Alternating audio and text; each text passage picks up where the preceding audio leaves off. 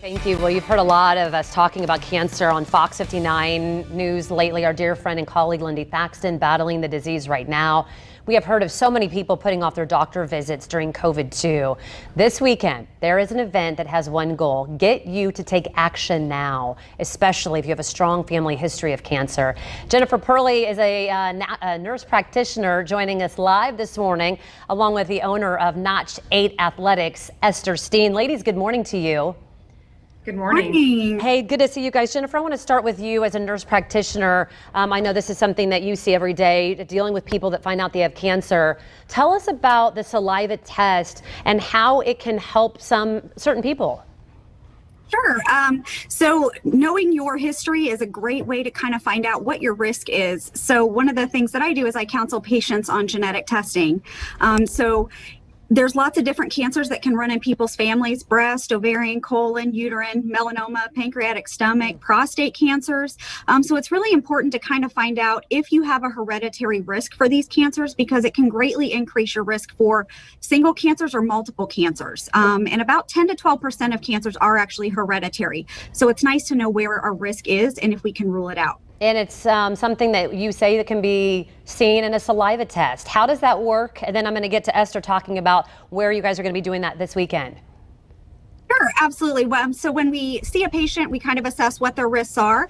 If they do have like multiple cancers, young cancers, rare cancers in the family, and they meet criteria for testing, it's very easy. We do a saliva test. It's kind of, they just spit in a tube, kind of very easy. And then we send it off, and it identifies about 35 different genetic tests for 35 different genes over those 8 different types of cancers, and lets us know what our risk is, and if we need to take any additional action to try to prevent cancer as much as possible. Esther, I want to bring you into this conversation. Tell me about the event that's going on this weekend and why it's important to you.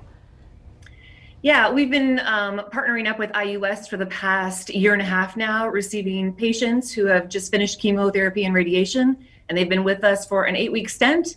And so we've been just rehabbing them, getting them back to strengthening and endurance and everything that they're wanting to get back on their feet. This event is from 9 to noon this weekend. Just preventative measures here in Avon, Indianapolis, just to allow people to take those measures, those early measures, those precautionary measures to see, just to get them rolling and get them going in the right direction and hopefully prevent it in the future. I know, as someone who really cares about, being whole, and getting them physically in shape too, that does so much so much for their mind too while they're experiencing this. Esther, I know you've worked with a lot of cancer patients, haven't you, over the last, for quite a while?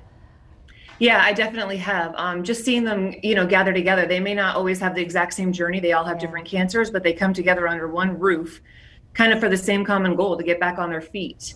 The journeys that they've been through, I haven't been through myself personally, but I've seen it, and I see them come together, and they just grow huge in so many ways, not just physically, but emotionally and spiritually as well. Jennifer, final word here on what you want people to know. What's the main takeaway as you really try to get the word out of things that we can do, early detection and things like that?